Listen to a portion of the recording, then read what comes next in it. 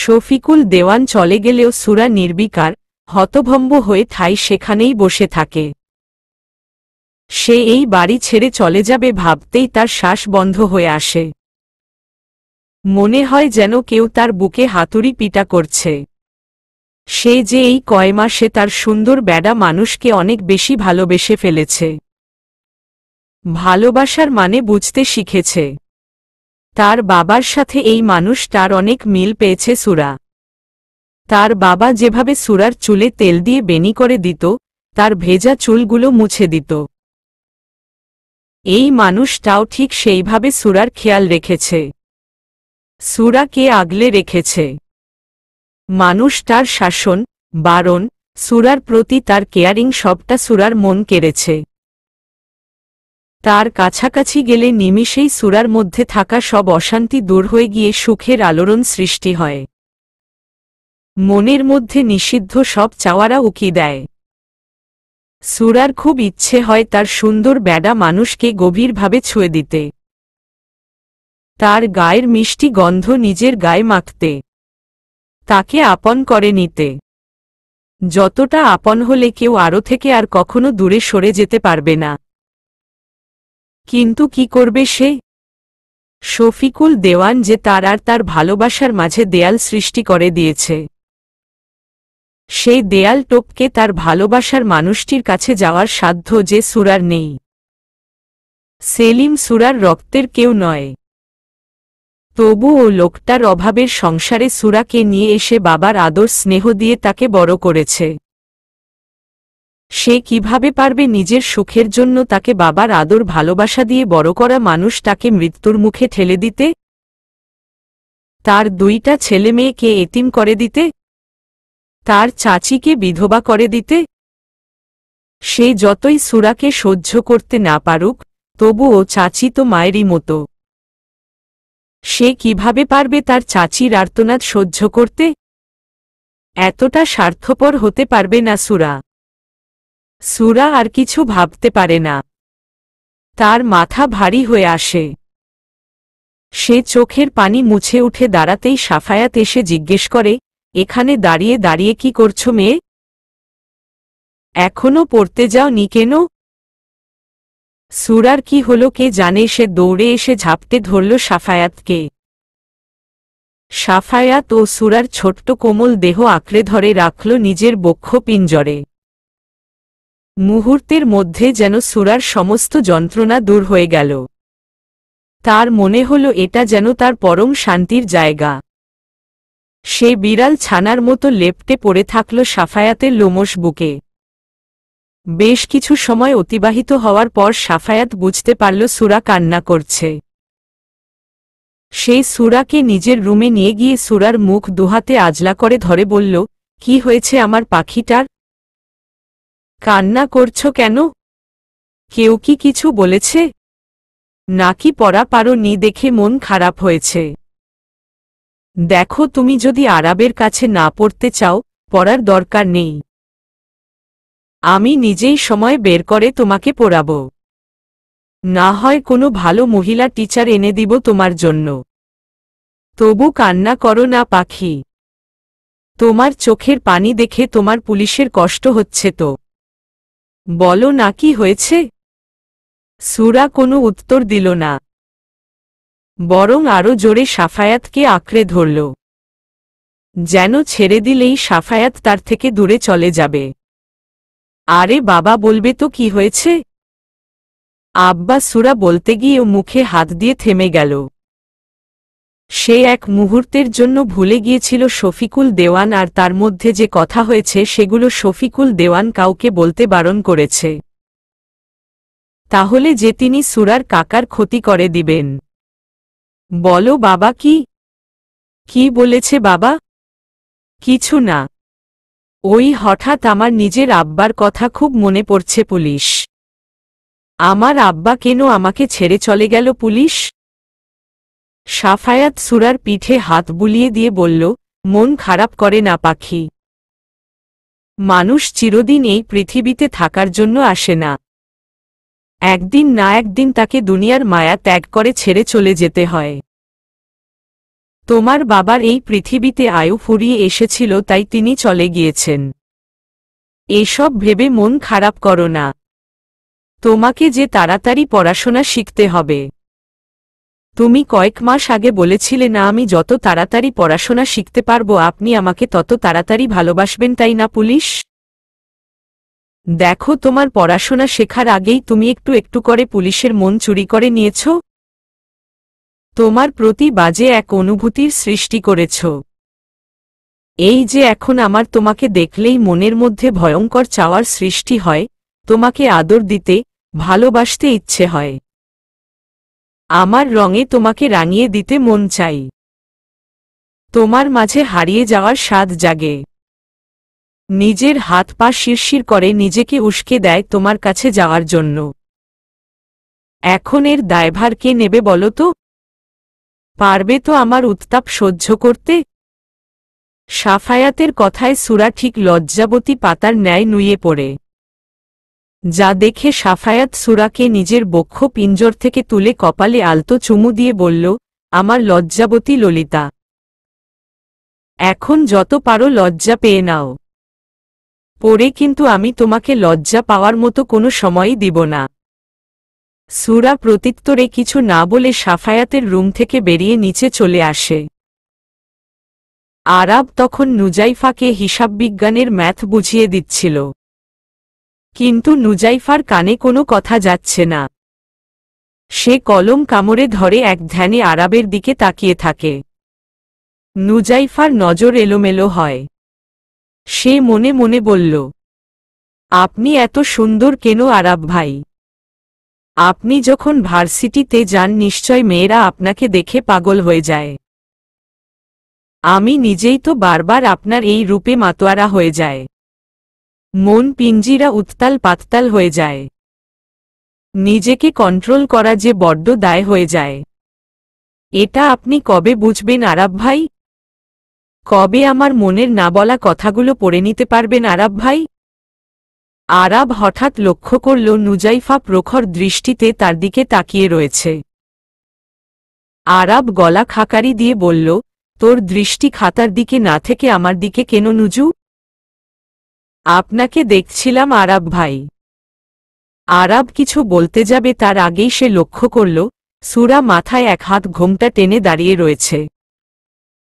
তার মধ্যে আগের কোনো সাজগোজ নেই। চোখ দুটো কেমন ফোলা ফোলা লাগছে। নাকের পাটা লাল হয়ে আছে, যেমনটা অনেকক্ষণ যাবৎ কান্না করলে হয়।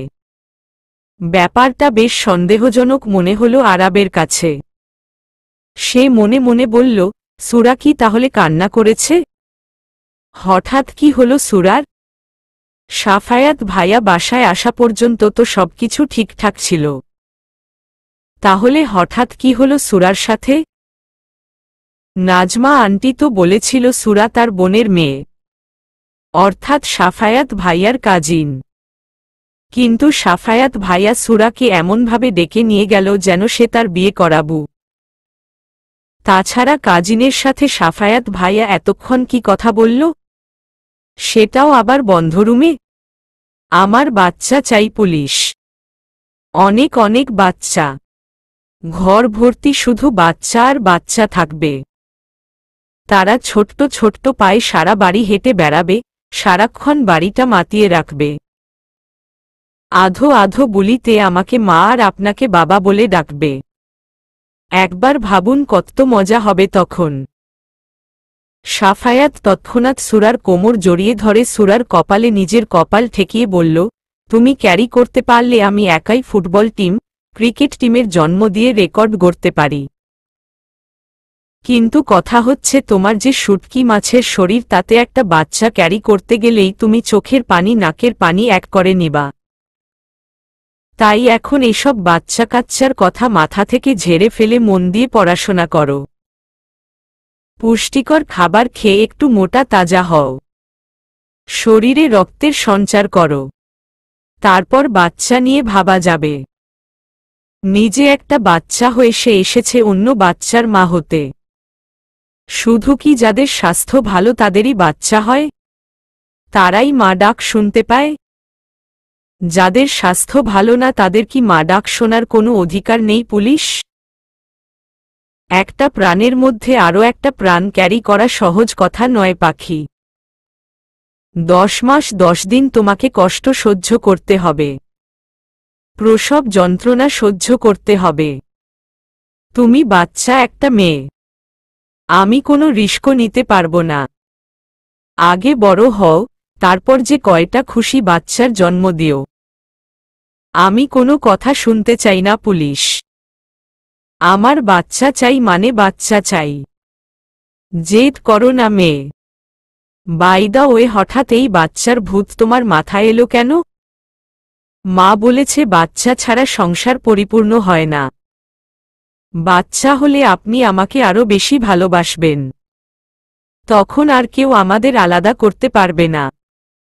মানে কি? এখন আমি তোমাকে ভালোবাসি না? হ্যাঁ বাসেন, তবে অল্প একটু। এতটুকুতে আমার পোষায় না পুলিশ।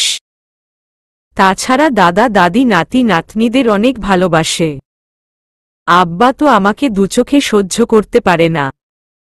আব্বা বলেছে কোনো এক ডানা কাটা পরীর সাথে নাকি আপনার বিয়ে দিবে। আশ্চর্য! বাবা বিয়ে দিতে চাইলেই কি আমি বিয়ে করব? ব্যাডা মানুষ বলে বিশ্বাস নেই। এরা আর কোনো হাদিস জানুক বা না জানুক, ইসলামে 4 বিয়ে করার হাদিস ঠিকই জানে, কিন্তু এই সূরা সেটা হতে দিবে না। আমি তো সিনেমায় দেখেছি নায়ক নায়িকা পালিয়ে বিয়ে করে, কিন্তু তাদের বাবা মা মেনে নেই না।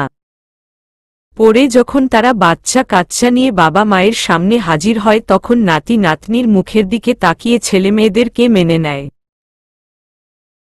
তাই আপনার সাথে ওই ডানা কাটা পরীর বিয়ে হওয়ার আগেই যদি আমাদের ঘর আলো করে বাচ্চা কাচ্চা চলে আসে, তাহলে আব্বা নাতি নাতনির টানে আমাকে মেনে নিবে।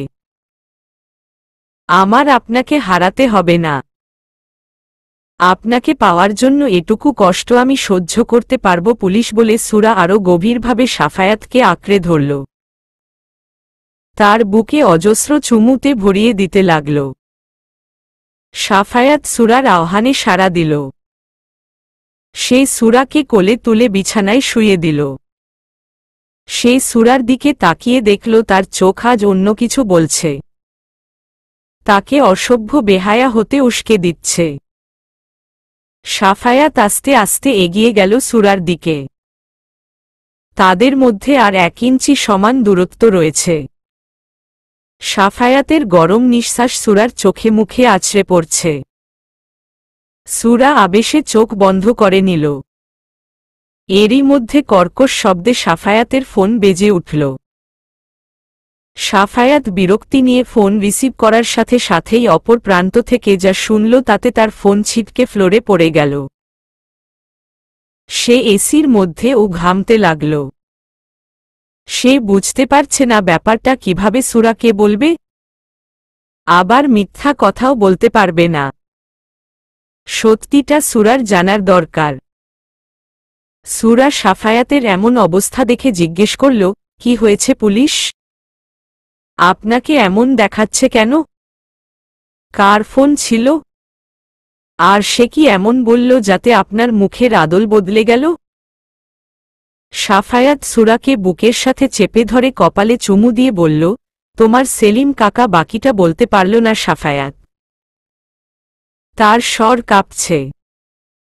সেলিম কাকা এত রাতে কেন ফোন দিল পুলিশ?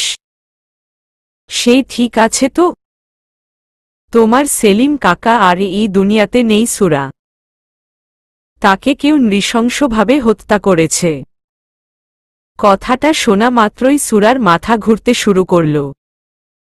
নিঃশ্বাস ভারী হয়ে এলো তার। দর্শনেন্দ্রিয় থেকে আপনা আপনি পানি গড়িয়ে পড়ল। সেলিমের সাথে কাটানো মুহূর্তগুলো চোখের সামনে ভেসে উঠল। সাফায়াত সূরাকে শান্ত করে সবাইকে ব্যাপারটা জানানোর জন্য নিচে এলো। সূরা হঠাৎ লক্ষ্য করল দরজায় শফিকুল দেওয়ান দাঁড়িয়ে রয়েছে। সূরা গুটি গুটি পায়ে তার দিকে এগিয়ে এলো। তার চোখ দিয়ে যেন আগুন বের হচ্ছে। তিনি সূরার দিকে তেড়ে এসে বলল, তোকে বলেছিলাম আমার ছেলের থেকে দূরে থাকবি। কিন্তু তুই আমার কথা কানে তুললি না।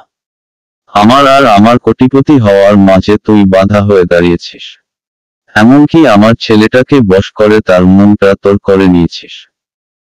এখন সাফি তোকে ভালোবাসে, তোকে স্ত্রী হিসেবে স্বীকার করে নিয়েছে।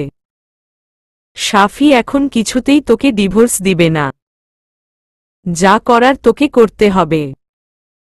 এখনো ও সময় আছে, সাফির জীবন থেকে চিরতরে হারিয়ে যা। না হলে কিন্তু তোর চাচি, চাচাতো ভাই বোন তাদের সাথেও সেই একই অবস্থা হবে যেটা তোর সেলিম কাকার সাথে হয়েছে। তার মানে আমার কাকাকে আপনি মেরেছেন? হ্যাঁ, আমিই মেরেছি তোর কাকাকে। নিজের স্বার্থের জন্য এত নিচে নামতে পারলেন আপনি? অমানুষের মতো দুটো বাচ্চাকে এতিম বানিয়ে দিলেন আব্বা। পৃথিবীতে টাকায় কি সব? হ্যাঁ, আমি অমানুষ। আমার স্বার্থের জন্য আমি সব করতে পারি। আমার টাকা চাই, অনেক অনেক টাকা। আর আমার টাকা পাওয়ার একমাত্র মাধ্যম হচ্ছে তোরি। তোরি এই বাড়ির বউ হয়ে এলে আমার সেই চাওয়া পূরণ হবে। আমি টাকার বিছানায় ঘুমোতে পারব। আমি আর আপনাকে সেই সুযোগ দিব না আব্বা। আমি এক্ষুনি পুলিশকে সব সত্যিটা বলে দিব। আপনার এই ভালো মানুষের মুখোশ সবার সামনে টেনে খুলে দিব। দিনের পর দিন আপনি মার মতো ভালো একজন মানুষকে ঠকিয়ে আসছেন। এমনকি আপনার রক্ত, আপনার অংশ, আপনার ছেলেমেয়েদেরও আপনি ঠকাচ্ছেন। কিন্তু আর না, আর কাউকে ঠকাতে পারবেন না আপনি। সেই সময় তুই পাবি না।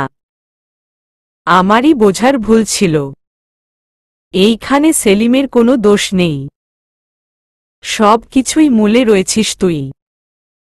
তুই না থাকলে সব সমস্যার সমাধান হয়ে যাবে। এখন বুঝতে পারছি আমি শুধু শুধু সেলিমকে মারলাম। আমার সেলিমকে না মেরে তোকে মারা উচিত ছিল।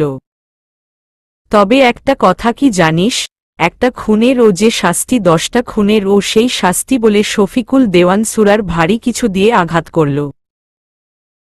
সাথে সাথে সুরা ও মাগো বলে চিৎকার দিয়ে ফ্লোরে লুটিয়ে পড়ল। সুরা, মা, কি হয়েছে তোর? তুই ঠিক আছিস তো? ঘুমের মধ্যে হঠাৎ চিৎকার করে উঠলি কেন? তুই ঘুমোচ্ছিস দেখে আমি নুজাইফার রুমে গিয়েছিলাম। নুজাইফার রুম থেকে তোর চিৎকার শুনে আমি ছুটে এসেছি। ভেবেছি কি না কি হয়েছে তোর? খারাপ কোনো স্বপ্ন দেখেছিস মা? সুরা তখনও নির্বিকার হয়ে বসে আছে। তার গা ঘেমে একাকার হয়ে গিয়েছে। এখনো শরীর থরথর করে কাঁপছে। নাজমা দেওয়ান সুরার এই অবস্থা দেখে সুরাকে পানি খাইয়ে দিয়ে নিজের বুকের সাথে মিশিয়ে নিয়ে মাথায় হাত বুলিয়ে দিয়ে বললেন, মাকে বলবি না কি হয়েছে? বাবা, মাকে স্বপ্নে দেখেছিস? সুরা নিজের দিকে তাকিয়ে মনে মনে বলল, আমি তো ঠিকই আছি। আমার তো কিছু হয়নি। ও, তার মানে এটা আমার স্বপ্ন ছিল। এক মুহূর্তের জন্য মনে হচ্ছিল হয়তো সবটা সত্যি সত্যি হয়েছে। আব্বা সেলিম কাকাকে মেরে দিয়েছে। যদিও এটা স্বপ্ন, কিন্তু আব্বা তো আমাকে বলেছেন সুন্দর বেডা মানুষের থেকে দূরে থাকতে। এমনও তো হতে পারে আমি তার কাছাকাছি গেলাম আর আব্বা সত্যিই সেলিম কাকাকে মেরে দিল। না না, আমি নিজের সুখের জন্য এমন কিছুই করব না। কিছু সময়ের জন্য ভেবেছিলাম হয়তো আমার হারানো সুখ আবারও ফিরে এসেছে। কিন্তু না, সুখ নামক সোনার হরিণের দেখা যে আমি কোনোদিনও পাব না। আমি যে বামন হয়ে চাঁদে হাত বাড়িয়ে দিয়েছিলাম। জানি সুন্দর বেডা মানুষ কখনো আমার হবে না। কিন্তু আমি দূর থেকে তাকে সারা জীবন ভালোবেসে যাব। যে মন আমি তার নামে লিখে দিয়েছি সেটা আর কখনো কাউকে দিতে পারব না।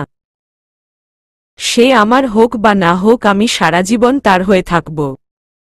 আব্বা মানুষটা বেশি সুবিধার না। সে নিজের ছেলের সুখের জন্য তরির সাথে তার বিয়ে দিতে চাইছেন না, চাইছেন তার স্বার্থের জন্য। তার স্বার্থের জন্য নিজের ছেলের ক্ষতি করতেও তার হাত কাঁপবে না। আমি তার ভালোর জন্য এই বাড়ি থেকে চলে যাব ঠিকই, তবে তাকে কখনো তালাক দিব না। সে আমার কাছে সবসময় আমার সুন্দর বেডা মানুষ হয়েই থাকবে। সুরার থেকে রেসপন্স না পেয়ে নাজমা দেওয়ান আবারও বলল, কিরে, কি এত ভাবছিস? সুরা ভাবল শফিকুল দেওয়ানের কথা তাকে বলে দিবে, কিন্তু পর মুহূর্তে ব্যাপারটা এড়িয়ে গিয়ে বলল, তেমন কিছু না মা, আপনি চিন্তা করবেন না, আমি ঠিক আছি মা। তোর চোখ মুখ স্পষ্ট বলে দিচ্ছে তুই আমাকে মিথ্যা বলছিস, আমার থেকে কিছু লুকিয়ে যাচ্ছিস। শাফি বাড়িতে আসার পর থেকে আমি লক্ষ্য করছি তুই কেমন চুপচাপ হয়ে গিয়েছিস। চোখে মুখে ভয়ের ছাপ লক্ষ্য করা যাচ্ছে। আরব যাওয়ার পর তুই রাতের খাবার না খেয়েই এসে ঘুমিয়ে পড়েছিস।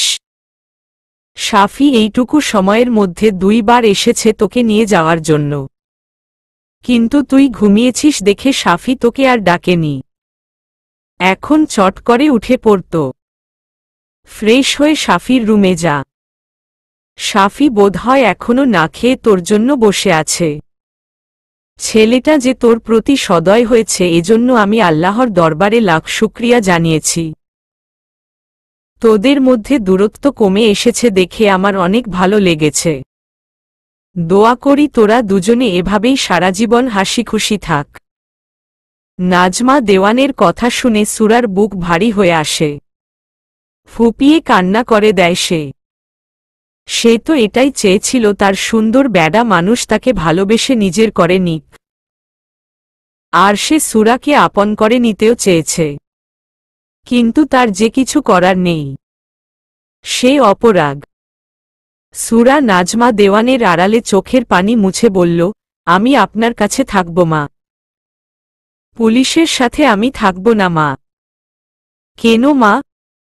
শাফি তো তোকে ওর রুমে থাকতে অনুমতি দিয়েছে, তাহলে তুই যাবি না কেন? দয়া করে আপনি আমাকে জোর করবেন না মা, তুই ইদানিং বড় হয়ে গিয়েছিস রে সুরা, নিজের ভালো মন্দ বুঝতে শিখে গিয়েছিস। ঠিক আছে, তোর যা ভালো মনে হয় তাই কর বলে নাজমা দেওয়ান রুম থেকে বেরিয়ে গেলেন। নাজমা দেওয়ানের যাওয়ার পানে তাকিয়ে সুরা কান্নায় ভেঙ্গে পড়ে বলল, আমার যে আর কোনো উপায় নেই মা। যে দিনটা দেখার জন্য আমি এতদিন অপেক্ষা করছি সেই দিনটা যখন আমার সামনে উপস্থিত হলো তখন এক ঝড় এসে আমার সবটা এলোমেলো করে দিল। আমি যে মানুষটার আশেপাশে থাকলে নিজেকে সামলে নিতে পারবো না মা, তার থেকে দূরে যেতে পারবো না। বুকে যে বড্ড জ্বলন উঠেছে আমার, এ আগুন যে প্রেমের সর্বনাশা আগুন, ভালোবাসার মানুষকে কাছে না পাওয়ার আগুন। এখন যদি আমি মানুষটার কাছে যাই তাহলে যে সেই আগুনে ঘি ঢেলে দেওয়া হবে, আমি যে সে জ্বালা সইতে পারবো না মা। সাফায়াত ল্যাপটপে কাজ করছে, সে এখনো ডিনার করেনি। ভেবেছিল সুরাকে খাইয়ে দিয়ে নিজেও খাবে। অবশ্য সে 2 বার নাজমা দেওয়ানের রুমে গিয়েছে সুরাকে খাওয়াবে বলে, কিন্তু মেয়েটা ঘুমন্ত মুখ দেখে সাফায়াতের ইচ্ছে হয়নি তাকে জাগানোর। তাই তো নিজেও না খেয়ে মেয়েটার জন্য অপেক্ষা করে আছে। অনেক সময় পেরিয়ে যাওয়ার পর ও যখন সুরা তার রুমে আসে না তখন সাফায়াত আবারও নাজমা দেওয়ানের রুমে খাবার নিয়ে উকি দিতে যায়। সাফায়াত গিয়ে দেখল সুরা 2 হাঁটুর মাঝে মাথা গুজে রেখেছে, চুলগুলো এলোমেলো হয়ে আছে। সাফায়াত গিয়ে সুরার মাথায় হাত রাখতেই সুরা চোখ তুলে তাকালো। কেমন বিধ্বস্ত লাগছে তাকে দেখতে, চোখ দুটো ফুলে উঠেছে। সাফায়াত তৎক্ষণাৎ সুরা ছোট দেহ তার বুকে টেনে নিয়ে বলল, কি হয়েছে পাখি? কান্না করছো কেন? সুরা এক ঝটকায় নিজেকে সাফায়াতের থেকে ছাড়িয়ে নিয়ে বলল, সব সময় এমন গায়ে পড়েন কেন? সুযোগ পেলেই জড়িয়ে ধরেন, চুমু দেন, ভালো লাগে না আমার। বিরক্ত লাগছে আপনার ছোঁয়া। সুরার এহেন কাণ্ডে অবাক হয়ে যায় সাফায়াত। সে মনে মনে বলল, হুট করে মেয়েটার কি হল? যে মেয়েটা সবসময় আমার একটু ভালোবাসা ছোঁয়া পাওয়ার জন্য ছটফট করেছে, সেই মেয়েটা এখন বলছে আমার ছোঁয়া তার বিরক্ত লাগছে।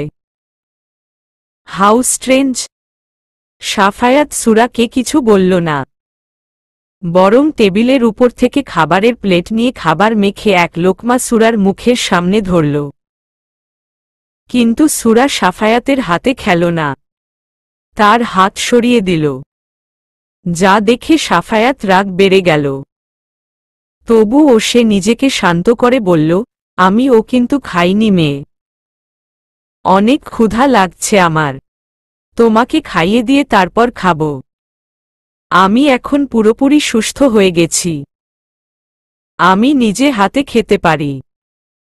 আমি তো আপনাকে বলিনি যে আমার জন্য না খেয়ে আপনি বসে থাকেন। সুরার কথা শুনে সাফায়াতের চোখ বড় বড় হয়ে যায়। সে ভাবতেও পারেনি সুরা এমন কিছু বলবে। রাগে তার চোয়াল শক্ত হয়ে আসে। সে সুরার গাল চেপে ধরে মুখের মধ্যে এক লোকমা খাবার ঢুকিয়ে দেয়। তৎক্ষণাৎ সুরা এক বিস্ময়কর কাজ করে বসে। সে সাফায়াতের গালে ঠাস ঠাস করে থাপ্পড় মেরে দেয়। সুরার এহেন কার্যে সাফায়াত নির্বিকার হতবাক হয়ে যায়। সে সুরাকে নিজের বুকে টেনে নিয়ে মাথায় চুমু দিয়ে বলল, আমার শান্ত পাখিটা হঠাৎ এত অশান্ত হয়ে উঠেছে কেন? কি হয়েছে তোমার? বাবা কিছু বলেছে কি? বললে আমাকে বলো প্লিজ। চুপ করে থাকা সব সমস্যার সমাধান নয় পাখি। বলো না সোনা বউ, তুমি কি হৃদয়ের উপাত্ত বুঝতে পারছো না? কেন পোড়াচ্ছ আমাকে? বলো কি করেছি আমি? আমার অপরাধ কোথায়? সুরা ভাবল শফিকুল দেওয়ানের কথাটা সাফায়াতকে বলবে, কিন্তু পরক্ষণেই ভাবল শফিকুল দেওয়ান যদি সত্যি সত্যি তার কাকার কোনো ক্ষতি করে দেয়। তাছাড়া শফিকুল দেওয়ান তার বাবা হয়। বাবার সম্পর্কে এমন খারাপ কথা সে ছেলে হয়ে বিশ্বাস করবে এমনটা নাও হতে পারে। এসব কথা বিবেচনা করে সুরা শফিকুল দেওয়ানের ব্যাপারটা এড়িয়ে গিয়ে বলল, আমি আপনাকে কৈফিয়ত দিতে বাধ্য নয়। আপনি ছাড়ুন আমাকে। আপনি যখন তখন আমাকে এইভাবে জড়িয়ে ধরবেন না পুলিশ। বিরক্ত লাগে আমার। সাফায়াত সুরাকে ছাড়ল না, বরং তাকে দেয়ালের সাথে চেপে ধরে বলল, বাহ, তুই তো গিরগিটির থেকেও অতি দ্রুত রং পাল্টে ফেললি। কিছুদিন আগে ও আমার একটু ছোঁয়া পাওয়ার জন্য তোর কত আকুলতা ব্যাকুলতা ছিল, ভালোবাসা ছিল, কিন্তু হুট করে তোর সেই ভালোবাসা কোথায় গেল? কোথায় গেল তোর সেই স্বামী ভক্তি? ওহ, বুঝতে পারছি আরাবকে দেখার পর তোর সেই ভালোবাসা ফানুস হয়ে উড়ে গিয়েছে, তাই না? কি আছে ওই আরাবের মধ্যে যা আমার মধ্যে নেই? সুরা সাফায়াতের দেওয়া সমস্ত যন্ত্রণা মুখ বুজে সহ্য করছে। টু শব্দটি পর্যন্ত করছে না। যা দেখে সাফায়াতের রাগ আরও বেড়ে যায়। সেই সুরার লম্বা চুলগুলো নিজের হাতের মুঠোয় ধরে বলল, আসলে আমারই ভুল হয়েছে। আমি তোর মতো একটা গাইয়া অশিক্ষিত মেয়েকে আমার মনে জায়গা দিতে চেয়েছিলাম, এই সমাজের বিরুদ্ধে গিয়ে তোকে ভালোবাসতে চেয়েছিলাম। কিন্তু তোর মতো মেয়ে সেটা ডিজার্ভ করে না। তুই আমার পায়ের তলায় থাকার যোগ্য, আর সেখানেই থাকবি বলে সাফায়াত নাজমা দেওয়ানের রুম থেকে বেরিয়ে আসে। সাফায়াত বেরিয়ে আসার সাথে সাথেই সুরা ফ্লোরে বসে পড়ে কান্নায় ভেঙে পড়ে। সাফায়াত তার হাতের যেখানে স্পর্শ করেছিল সেখানে পাগলের মতো অজস্র চুমুতে ভরিয়ে দিতে লাগল। আর তখনই নাজমা দেওয়ান রুমে প্রবেশ করল। তিনি সুরার এই অবস্থা দেখে সুরাকে ফ্লোর থেকে তুলে নিজের বুকে টেনে নিয়ে বলল, সত্যি করে বলতো ঠিক কি হয়েছে তোর? তুই কি লুকিয়ে যাচ্ছিস আমাদের থেকে? সাফিকে দেখলাম রাগারাগি করে বেরিয়ে গেল। তুই এইখানে এইভাবে বসে কান্না করছিস, আবার জিজ্ঞেস করলেও কিছু বলছিস না কি হয়েছে? সুরা নাজমা দেওয়ানকে আঁকড়ে ধরে বলল, আমাকে ক্ষমা করবেন মা, আমার যে হাত পা বাঁধা, আমি কিছু বলতে পারবো না মা। জানি না কি এমন হয়েছে তোর যেটা তুই বলতে চাইছিস না। ঠিক আছে, আমি আর তোকে জোর করব না। তুই নিজে যা ভালো মনে করিস কর। আমি আর নিতে পারছি না বলে নাজমা দেওয়ান চুপচাপ বিছানায় গিয়ে শুয়ে পড়ল। সুরা ও চুপি চুপি নাজমা দেওয়ানের পাশে গিয়ে শুয়ে চোখের পানি ফেলতে ফেলতে এক পর্যায়ে ঘুমের রাজ্যে পাড়ি জমাল। কিন্তু ঘুম নেই সাফায়াতের চোখে। সে বুঝতে পারছে না হুট করে সহজ সরল একটা এমন বিহেভ করছে কেন তাকে ইগনোর করছে। রাগের বশে মেয়েটাকে কঠিন কথা শুনিয়ে কিছুতেই নিজের মনকে শান্ত করতে পারছে না সাফায়াত। সাফায়াত বিছানার এপাশ ওপাশ করতে করতে বলল, shit man, you are killing me. কেটে গেছে বেশ কিছু দিন। সাফায়াত সুরার সম্পর্ক দিন দিন অবনতি হয়েছে। সুরা সবসময় সাফায়াতকে যথাসম্ভব এড়িয়ে চলার চেষ্টা করে। তাকে দেখলে নিজেকে ঘোমটার আড়ালে লুকিয়ে নেয়। সাফায়াত নিজে কয়েকবার গিয়েছে সুরার কাছে সেদিনের করা বাজে ব্যবহারের জন্য ক্ষমা চাইতে। কিন্তু সুরা বরাবরই সাফায়াতকে এড়িয়ে চলেছে, যাতে সাফায়াত ভীষণভাবে হার্ট হয়েছে। সাফায়াত ভাবছে সুরার হয়তো কম বয়স, তাই ও তার মতো আধ বুড়ো পুলিশের সাথে থাকতে চাইছে না। সুরার মনে আরাপ বিরাজ করছে। সেই ধারণার উপর ভিত্তি করে সাফায়াত ও সুরার সাথে দূরত্ব বাড়িয়ে নিয়েছে ঠিকই, তবুও মেয়েটা এখনও তার মনের দখলদার। এখনও তার কথা ভেবে নির্ঘুমে রাত কাটে তার। আর যাই হোক, জোর করে কারো মনের মালিক হওয়া যায় না। তাই তো সুরাকে সুরার মতো চলতে দিয়েছে। সুরার মধ্যে ও যথেষ্ট পরিবর্তন এসেছে। পড়াশোনা বেশ আয়ত্তে চলে এসেছে তার। এখন আর তার মধ্যে আগের সেই বাচ্চামো স্বভাব নেই। কথাবার্তায় ও পরিবর্তন এসেছে। মোট কথা, অশিক্ষিত সুরা অনেকটা স্মার্ট হয়ে উঠেছে। সুরা আরাবের কাছে পড়তে বসছে।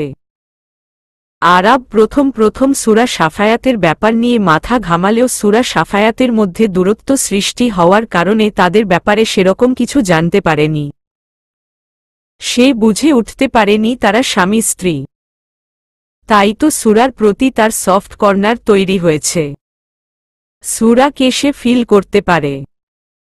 সুরা ম্যাথ করছে আর আরাব এক ধ্যানে তার দিকে তাকিয়ে রয়েছে। তার ধ্যান ভেঙে যায় কলিং বেলের শব্দে। সুরা বুঝতে পারে সাফায়াত এসেছে। বুকটা ধুক করে উঠে তার। সুরার ভালো লাগে না রোজ রোজ তার প্রিয় মানুষের মলিন হয়ে যাওয়া মুখটা দেখতে। তার খুব ইচ্ছে হয় প্রিয় মানুষটাকে জড়িয়ে ধরে তার বুকে মাথা রাখতে। কিন্তু সবার তো আর সব চাওয়া পূর্ণ হয় না। তেমনি সুরারও হয়নি। এদিকে কলিং বেল বেজে চলেছে, কিন্তু রেনুর দরজা খোলার কোনো নামগন্ধ নেই দেখে সুরা মনে মনে বলল, এই রেনুটা এক নাম্বারের ফাঁকিবাজ মহিলা। সারাক্ষণ সিরিয়াল নিয়ে পড়ে থাকে। অথচ মাজেদা খালা কাজের প্রতি কত যত্নশীল ছিল, কত ভালোবাসত আমাকে। তিনি নাকি 10 বছর এ বাড়িতে কাজ করেছেন। কিন্তু হুট করে মাজেদা খালা কেন যে এই বাড়ি ছেড়ে চলে গেল, এই ব্যাপারটা আজও অজানায় রয়ে গেল। সুরা ভাবছে সে নিজে যাবে দরজা খুলতে, আর তখনই দেখে শফিকুল দেওয়ান সোফায় এসে বসেছেন। যা দেখে সুরা আর পা বাড়ায় না। প্রায় 5 মিনিট পরে রেনু দৌড়ে গিয়ে দরজা খুলে দেয়। সাফায়াত রুমে প্রবেশ করতেই দেখে সুরা আরাবের সাথে হাসাহাসি করছে। যা দেখে বুকে চিনচিনে ব্যথা অনুভব করে সাফায়াত। তার হৃদয় ক্ষত বিক্ষত হয়ে যায়। মনে হয় যেন কেউ কোনো ধারালো অস্ত্র দিয়ে আঘাত করেছে। সে এক প্রকার জেদ করে শফিকুল দেওয়ানকে বলল, বাবা, আপনি তরিকে আমাদের বাড়িতে নিয়ে আসুন। আমি তরিকে বিয়ে করতে রাজি আছি। যত তাড়াতাড়ি সম্ভব আপনি আমাদের বিয়ের ব্যবস্থা করুন। সাফায়াত রুমে প্রবেশ করতেই দেখে সুরা আরাবের সাথে হাসাহাসি করছে। যা দেখে বুকে চিনচিনে ব্যথা অনুভব হয় সাফায়াতের। তার হৃদয় ক্ষত বিক্ষত হয়ে যায়। মনে হয় যেন কেউ কোনো ধারালো অস্ত্র দিয়ে আঘাত করেছে। সে এক প্রকার জেদ করে শফিকুল দেওয়ানকে বলল, বাবা, আপনি তরিকে আমাদের বাড়িতে নিয়ে আসুন। আমি তরিকে বিয়ে করতে রাজি আছি। যত তাড়াতাড়ি সম্ভব আপনি আমাদের বিয়ের ব্যবস্থা করুন। কথাটা সুরার বুকে একদম তীরের মতো আটকে গেল। সে তো তার সুন্দর বেডা মানুষকে অনেক বেশি ভালোবেসে। তাকে ছাড়া সে বাঁচবে কিভাবে? তার না হয় হাত পা বেঁধে দেওয়া হয়েছে, কিন্তু পুলিশ কিভাবে পারল দ্বিতীয় বিয়ে করার সিদ্ধান্ত নিতে? সুরা আর ভাবতে পারল না কিছু। ভেতর থেকে কান্না দলা পাকিয়ে আসতে লাগলো। সুরা তড়িঘড়ি করে পড়া শেষ করে নাজমা দেওয়ানের রুমে গিয়ে কান্নায় ভেঙে পড়ল। এক পর্যায়ে সুরা চোখের পানি মুছে সাফায়াতের গুটি গুটি পায়ে সাফায়াতের রুমে এলো। সাফায়াত তখন সবে শাওয়ার নিয়ে বেরিয়েছে। গায়ে পানি মুক্ত দানার মতো চকচক করছে। সুরা এক পা দুপা করে সাফায়াতের দিকে এগিয়ে গেল। সে সাফায়াতের দিকে হাত বাড়িয়ে দেওয়ার আগেই সাফায়াত খপ করে সুরার হাত ধরে বলল, ডোন্ট টাচ মি। আমাকে টাচ করার অধিকার তুমি হারিয়েছ। সাফায়াতের কথায় সুরার মধ্যে কোনো ভাবান্তর হলো না, বরং সুরা সাফায়াতের আরো কাছে এসে তার গালে চুমু দিয়ে বলল, আইনত এখনো আমি আপনার স্ত্রী, তাই শুধুমাত্র আপনাকে টাচ করারই না, আরো অনেক কিছু করার অধিকার আমার কাছে, এবং আমি সেটা করব। In that clear my dear. সুন্দর করে মানুষ বলে সাফায়াতকে চোখ টিপ মেরে দিল সুরা। সুরার এহেন কাণ্ডে হকচকিয়ে গেল সাফায়াত। সে সুরার কোমর জড়িয়ে ধরে তাকে নিজের কাছে টেনে নিয়ে এক হাত দিয়ে মুখে স্লাইড করতে করতে বলল, শুধুমাত্র আমার বিয়ে শুনেই এত জ্বলছে তোমার, তাহলে আমার বিয়ের পর তোমার কি অবস্থা হবে মিসেস সুরা দেওয়ান? ভেবো না আমি তোমাকে ডিভোর্স দিব বা এই বাড়ি থেকে তাড়িয়ে দিব। তুমি এই বাড়িতেই থাকবে। আমার আর তরির সুখের সংসার দেখবে আর জ্বলবে। কেন জানি তোমার জ্বলন দেখলে এখন আমার সুখ সুখ অনুভব হয়, আনন্দ লাগে আমার। আমাকে কষ্ট দেওয়ার পরিণতি কত ভয়ঙ্কর হবে তুমি ভাবতেও পারছো না। পারবে তো চোখের সামনে আমার আর তরির রোমাঞ্চ দেখতে? রোজ সকালে তরির ভেজা চুল দেখতে? আমি আপনাকে যত দেখছি তত অবাক হয়ে যাচ্ছি। একটা মানুষ এত দ্রুত কিভাবে পাল্টে যেতে পারে পুলিশ? তুমি যেভাবে পাল্টে গেলে আমিও সেই একইভাবে পাল্টে গিয়েছি। হিসাব বরাবর। আপনি কি সত্যিই আমাকে ভালোবাসেন পুলিশ? আমার মনে হয় না। ভালোবাসলে দ্বিতীয় বিয়ে করার কথা আপনি কল্পনাও করতে পারতেন না। যাই হোক, আজ আমি আপনাকে একটা কথা বলি। আমি যা করেছি আমাদের সবার ভালোর জন্য করেছি। তবে আমার নিজের ইচ্ছায় আমি সেটা করিনি। আমাকে দিয়ে করানো হয়েছে। আমি এমনটা কেন করেছি, আমাকে দিয়ে কে করিয়েছে এসব, সবটা খুঁজে বের করার দায়িত্ব আপনার পুলিশ। সবটা জানার পরও আপনি যদি আমাকে না চান আমি থাকব না আপনার জীবনে। তবে আমার মন আপনার ছিল আর মৃত্যুর আগ পর্যন্ত আপনারই থাকবে বলে সুরা চোখের পানি মুছতে মুছতে সাফায়াতের রুম থেকে বেরিয়ে যায়।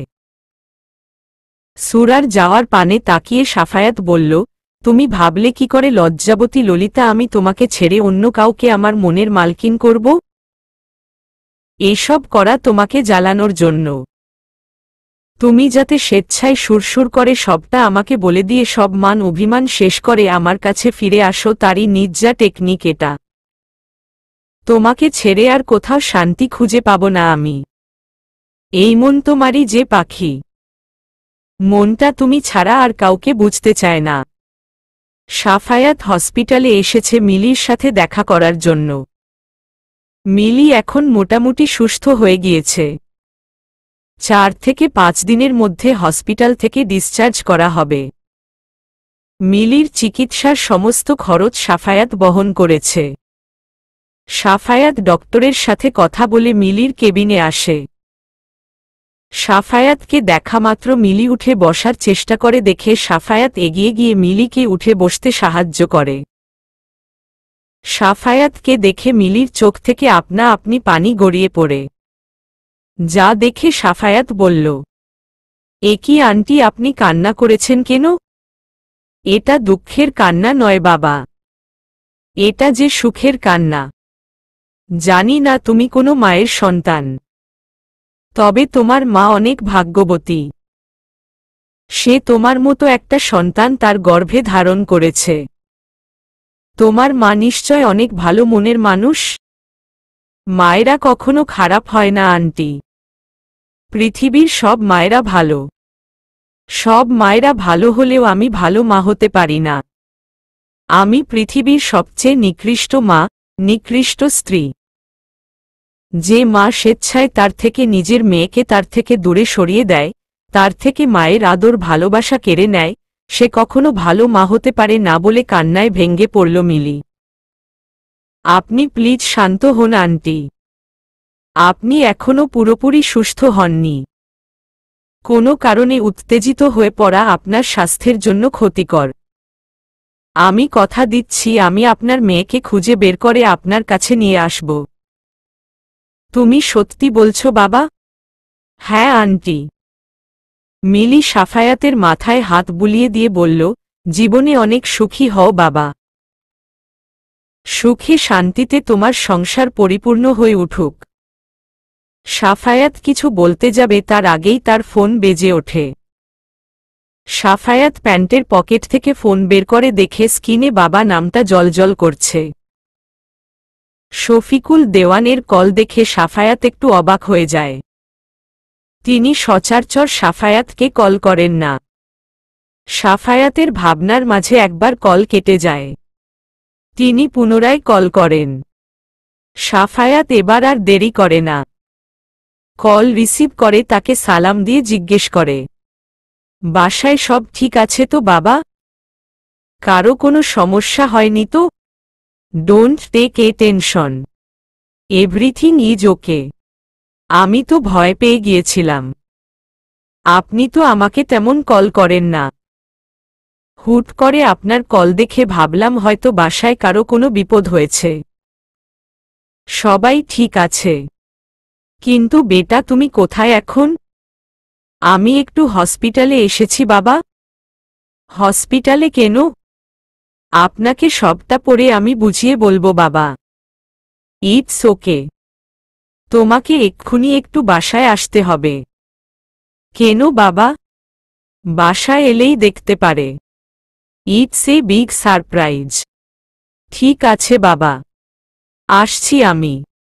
আচ্ছা রাখছি তাহলে। তাড়াতাড়ি চলো এসো বাসায়।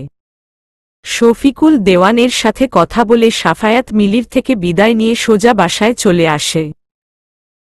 বাসায় এসে কলিং বেল দিতেই শর্ট ড্রেস পরা একটা মেয়ে দরজা খুলে দেয়। যেন সে কলিং বেল বাজার অপেক্ষায় বসেছিল। দরজা খোলা পেয়ে সাফায়াত রুমে প্রবেশ করা মাত্রই মেয়েটা কালবিলম্ব না করে সাফায়াতকে জড়িয়ে ধরল। বাইরের একটা বাজে মেয়ে এসে নির্লজ্জের মতো তোমার বরকে জড়িয়ে ধরে রেখেছে, আর তুমি এখানে পড়ে পড়ে ঘুমোচ্ছ ভাবিমণি? কথাটা কর্ণপাত হতেই ঘুম হালকা হয়ে যায় সুরার। মেয়েটা গতরাতে সাফায়াতের রুম থেকে এসে না খেয়ে নাজমা দেওয়ানের কোলে মাথা রেখে অনেক রাত পর্যন্ত কান্নাকাটি করেছে, যার দরুন প্রচণ্ড মাথা হয়েছে। রাতে ঘুমোতে পারেনি। সারা রাত বিছানায় ছটফট করেছে মেয়েটা। শেষ রাতে যখন দুচোখের পাতা এক হয়েছে তখনই ফজরের আজানের ধ্বনি শুনে ঘুম ভেঙে গেছে। সুরা তড়িঘড়ি করে উঠে রোজকার মতো ওযু করে নামাজ পড়ে খাতা নিয়ে পড়তে বসে যায়। কিন্তু ঘুমের কারণে পড়ায় মনোযোগ দিতে পারে না। যা দেখে নাজমা দেওয়ান বইখাতা রেখে তাকে ঘুমোতে বলে। সুরা ও যেন এই সুযোগটাই খুঁজছিল। সে নাজমা দেওয়ানকে জড়িয়ে ধরে বলল, আপনি আমার সব কথা কিভাবে বুঝতে পারেন মা? কারণ আমি যে মা। সন্তানদের কিছু হলে কেউ বুঝতে পারুক বা না পারুক, একজন মা ঠিকই বুঝতে পারে। এই যেমন আমি বুঝতে পারছি কিছুদিন থেকে তোর মনের মধ্যে ঝড় বয়ে যাচ্ছে। ভেতরে ভেতরে শেষ হয়ে যাচ্ছিস তুই। তুই এখন যথেষ্ট নিজের ভালো বুঝতে শিখেছিস। যাই হয়ে যাক না কেন কখনো নিজের স্বামী, নিজের সংসার ছেড়ে যাওয়ার কথা ভাববি না মা। নিজেকে শক্ত কর। অন্যায়ের প্রতিবাদ করতে শিখতে হবে তোকে। মনে রাখিস বাঙালি মেয়েদের কিন্তু একবারই বিয়ে হয়। বিয়ের পর স্বামীর সাথে আপোষ করে চলতে না পারলে ডিভোর্সের পর পুরো পৃথিবীর সাথে আপোষ করে চলতে হয়। তাই স্বামী, সংসার যেমনই হোক মানিয়ে চলতে হয়। ঠিক যেমনটা আমি করে চলছি। মানেটা কি মা? আপনার এত টাকা পয়সা ধন দৌলত থাকার পরও আপনি সুখী নন? টাকা পয়সা কি আর সর্বসুখ দিতে পারে রে মা? পুরুষ মানুষ যদি খারাপ হয় টাকার পাহাড় থাকলেও সুখী হওয়া যায় না। আর পুরুষ মানুষ যদি ভালো হয় কুঁড়ে ঘরে সারা জীবন সুখে শান্তিতে বসবাস করা যায়। শফিকুল কখনো আমাকে ভালোবাসেনি। ও ভালোবাসতো আমার ছোট বোন নাইমাকে। এমনকি বাবা নাইমার সাথে শফিকুলের বিয়ে ঠিক করে। কিন্তু বিয়ের দিন নাইমা বাবার মুখে চুলকানি মেখে অন্য ছেলের হাত ধরে চলে যায়। বাবার মানসম্মানের কথা চিন্তা করে সবাই মিলে শফিকুলের সাথে আমার বিয়ে দেয়। আপনার আরও একটা বোন আছে? সে কোথায় এখন? জানি না। সেদিন বিয়ের আসর ছেড়ে চলে যাওয়ার পর নাইমার আর কোনো খোঁজ পাওয়া যায়নি। জানি ও না সে এখন কোথায় কিভাবে আছে। তবে শফিকুলের মনে প্রাণে এখনো নাইমা রয়ে গেছে। যাই হোক অনেক কথা বলে ফেলেছি। সারারাত ঘুমোসনি তুই? এখন একটু ঘুমো, দেখবি ভালো লাগবে। ঠিক আছে মা। তবে আমাকে নাস্তা করার জন্য ডাকার দরকার নেই। আমার ঘুম ভাঙলে আমি উঠে খেয়ে নিব। ঠিক আছে, ডাকবো না। সেই তখন মেয়েটা ঘুমিয়েছে আর বেলা 11টা বাজে নুজাইফার ডাকে তার ঘুম ভাঙ্গে। সুরা অনেকটা অপ্রস্তুত হয়ে বলল, কে এসেছে নুজাইফা? তুমি চলো নিজের চোখেই গিয়ে দেখো। সুরা আর এক মুহূর্ত দেরি না করে নিচে চলে আসে। নিচে এসে যেন সুরার চক্ষু চটগাছ হয়ে যায়। প্রায় 5 ফুট 4 ইঞ্চি লম্বা একটা মেয়ে, যার দুধে আলতা গায়ের রং, সরু নাক, হরিণীর মতো টানা টানা চোখ, ঘাড় অবধি লেয়ার কাট করা খয়েরি রঙের চুল, পরনে কালো কালারের হাতা কাটা ছোট একটা টপস। মেয়েটা সাফায়াতকে দুহাতে আঁকড়ে ধরে রেখেছে, যা দেখে মনের মধ্যে ঝড় বয়ে যায় সুরার। দুচোখ দেখে আপনা আপনি পানি গড়িয়ে পড়ে। মেয়েরা প্রসব বেদনার যন্ত্রণা সহ্য করতে পারলেও তার শখের পুরুষের সাথে অন্য কোনো নারীকে সহ্য করতে পারে না। সেইখানে সাফায়াত তো সুরার প্রাণভোমরা। সে কিভাবে পারবে তার সুন্দর বেডা মানুষের পাশে অন্য মেয়েকে সহ্য করতে? মেয়েটা সাফায়াতকে জড়িয়ে ধরলেও সাফায়াত মেয়েটাকে জড়িয়ে ধরে না। সে বিরক্তি নিয়ে নিজেকে মেয়েটার থেকে ছাড়িয়ে নিয়ে চায়। কিন্তু যখন তার লাল চোখ নিয়ে দাঁড়িয়ে থাকা সুরার দিকে নজর যায় তখন সে সুরার হৃদয় আরো ক্ষত বিক্ষত করে দিতে মেয়েটাকে নিজে থেকে জড়িয়ে ধরে বলল, তোরি বেইবি তুমি এইখানে? What a present surprise! তুমি খুশি হও নি বেইবি? সাফায়াত দাঁতে দাঁত চেপে বলল, হ্যাঁ বেইবি, খুব খুশি হয়েছি। তোমাকে ক্লান্ত দেখাচ্ছে বেইবি। যাও গিয়ে রেস্ট করো। বিয়ের আগেই আমার বাবুটা আমার কত খেয়াল রাখছে। লাভ ইউ বাবু। সাফায়াত তরির থেকে নিজেকে ছাড়িয়ে নিয়ে বলল, তুমি সোফায় গিয়ে বসো। বাসার সবার সাথে গল্প করো। আমার একটু কাজ আছে। আসছি আমি মানে কি? হ্যাঁ, ড্যাড বলেছে এই সপ্তাহের মধ্যে আমাদের বিয়ে দিয়ে 4 হাত এক করে দিবে। এখন আমাদের কত প্ল্যানিং রয়েছে। আর তুমি কি না কাজ করে বেড়াচ্ছ বেইবি? তুমি টেনশন করো না। শহরের নামকরা বিজনেসম্যান শফিকুল দেওয়ানের একমাত্র ছেলে সাফায়াত দেওয়ানের বিয়ে বলে কথা।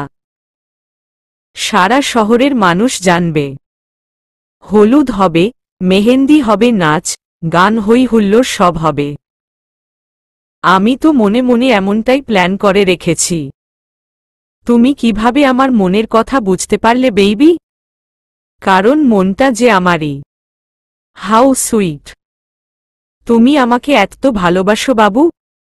সাফায়াত প্রত্যুত্তরে কিছু বলে না, যার জন্য বেশ অপমান বোধ করে তরি।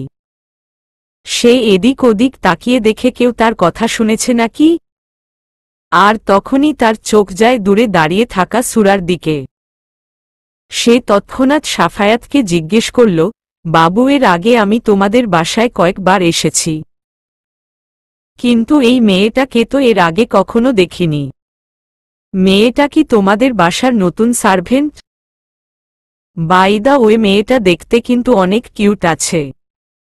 Look like rasgulla. সাধারণত শহরে সার্ভেন্ট পাওয়া খুবই ডিফিকাল্ট ব্যাপার।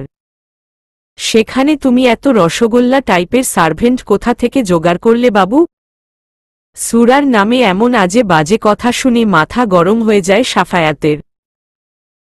সে এক প্রকার চিৎকার করে বলে উঠল, স্টপ অল দিস ননসেন্স। আমি কি একবারও বলেছি মেয়েটা আমাদের বাসার সার্ভেন্ট? সাফায়াতের এহেন ব্যবহারে অনেকটা ঘাবড়ে যায় তরি। সে আমতা আমতা করে জিজ্ঞেস করল, সার্ভেন্ট নয় তো কে? ও আমার মানে আম্মির বোনের মেয়ে। আই মিন আমার কাজিন। ও তাই বলো আর কি। অতঃপর তরি সুরাকে উদ্দেশ্য করো বলল, এই মেয়ে এইদিকে এসো, কাম অন।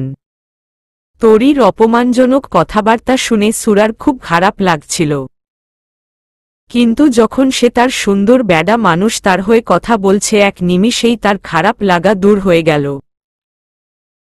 সুরা গুটি গুটি পায়ে তরির দিকে এগিয়ে গিয়ে বলল, জি বলুন। নাম কি তোমার? সুরা। Wow, nice name. তো আমার শ্বশুর বাড়ি কি শুধু বসে বসে অন্য ধ্বংস করা হয় নাকি কোনো কাজকর্মও করা হয়? আর যদি বসে বসে খেয়ে থাকো, আজকের পর থেকে সেটা হবে না। এখন যাও, কিচেনে গিয়ে আমার জন্য এক কাপ কফি বানিয়ে নিয়ে এসো। Come first. সুরা যায় না, বরং থাই সেখানেই দাঁড়িয়ে থাকে। যা দেখে সাফায়াত বলল, কি হলো, শুনতে পাওনি তরি কি বলেছে? ও আমার হবু বউ। আজ থেকে বিয়ের আগ পর্যন্ত ওর সব দায়িত্ব তোমার। ওর কখন কি প্রয়োজন সবটা দেখবে তুমি। আফটার অল সাফায়াত দেওয়ানের হবু বউ বলে কথা বলে সাফায়াত সুরাকে চোখ টিপ মেরে দিল। ও আমার হবু বউ কথাটা বারংবার কানে বাজতে লাগল সুরার। ও আমার হবু বউ, আজ থেকে বিয়ের আগ পর্যন্ত ওর সব দায়িত্ব তোমার। ওর কখন কি প্রয়োজন সবটা দেখবে তুমি। আফটার অল শফিকুল দেওয়ানের হবু বউ বলে কথা বলে সাফায়াত সুরাকে চোখ টিপ মেরে দিল। ও আমার হবু বউ কথাটা বারংবার কানে বাজতে লাগল সুরার। ভেতরটা দুমড়ে মুচড়ে শেষ হয়ে যেতে লাগল। সে আর এক মুহূর্ত দেরি না করে কিচেনে চলে গেল কফি বানাতে। সুরার পেছনে পেছনে সাফায়াত ও কিচেনে প্রবেশ করল। সুরা মনে মনে বলল, ডানা কাটা পরি, তোরে আজ এমন কফি খাওয়াবো যে তুই জীবনেও ভুলতে পারবি না।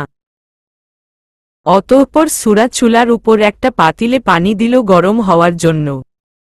আর তখনই সাফায়াত সুরাকে পেছনে থেকে জড়িয়ে তার চুলের ঘ্রাণ শুকে বলল, জলে বুঝি? দেখেছ তো আমার হবু বউ কত হট, কত স্মার্ট। আমি তো তার থেকে চোখই ফেরাতে পারছি না। তার সৌন্দর্যে মুগ্ধ হয়ে গেছি আমি। কি সুন্দর চোখ, নাক, ঠোঁট, চুল সব মিলিয়ে জাস্ট অসাধারণ। সুরা তৎক্ষণাৎ সাফায়াতকে এক ঝটকায় সরিয়ে দিয়ে বলল, বাহ মিস্টার বাহ। আপনি গাছের তলায় ও খাবেন, আবার গাছের আগায় ও খাবেন। এটা তো আমি হতে দিব না। ওই ডানা কাটা পরীর সৌন্দর্যে আপনি মুগ্ধ হয়েছেন ভালো কথা, তো যান না তার কাছে। কেন আমার পিছু নিয়েছেন? সাফায়াত সুরার হাত চেপে ধরে বলল, তুমি কি সত্যিই আমাকে কখনো ভালোবাসোনি সুরা? সবটা তোমার অভিনয় ছিল? তুমি শুধু একবার আমাকে সব সত্যিটা বলো। তুমি আমাকে যে ক্লু দিয়েছ আমি সেই ক্লু খুঁজে চলেছি, কিন্তু এই ক্লু খুঁজতে যে বড্ড সময় লেগে যাবে। আমার কি মনে হয় জানো, এই সব মিথ্যা। তোমার মনে এখন আরাব বসবাস করছে, তাই তো আমার কাছে নিজেকে নির্দোষ প্রমাণ করার জন্যে তুমি এই মিথ্যে নাটক সাজিয়েছ, শুধুমাত্র আমার থেকে দূরে চলে যাওয়ার জন্য।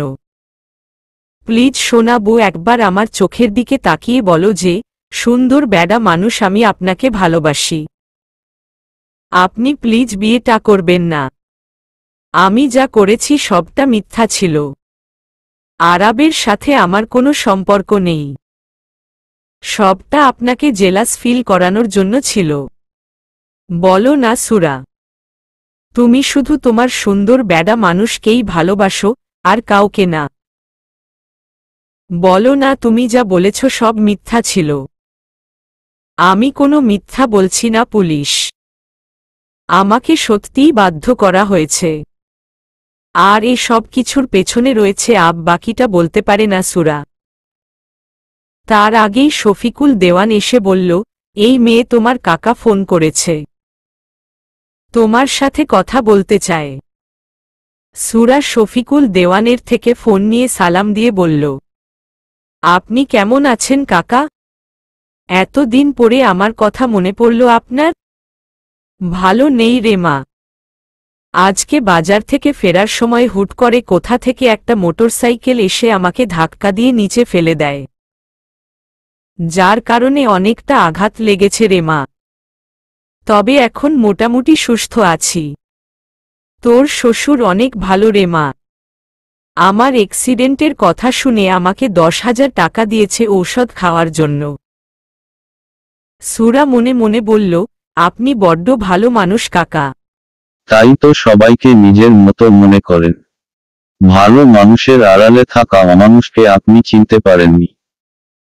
আপনি যাকে ভালো বলছেন সেই ভালো মানুষটাই নিজের স্বার্থের জন্য আপনার অ্যাক্সিডেন্ট করিয়েছে, আবার সবার কাছে ভালো সাজার জন্য আপনাকে টাকাও দিয়েছে। তার এই অসুস্থতার জন্য সুরা নিজে দায়ী ভাবতেই সুরা কান্না করে দিল। ফোনের অপর প্রান্ত থেকে সেলিম সুরার নাক টানার আওয়াজ পেয়ে বলল, তুই কান্না করছিস কেন মা? আমার সেরকম কিছু হয়নি মা, আমি ঠিক আছি। আপনার সাথে কাটানো মুহূর্তগুলো বড্ড মনে পড়ছে কাকা। বাবার ভালোবাসা পায়নি, কিন্তু আপনি আমাকে সেই ভালোবাসা দিয়েছেন। আপনার কাছে যে আমি ঋণী কাকা।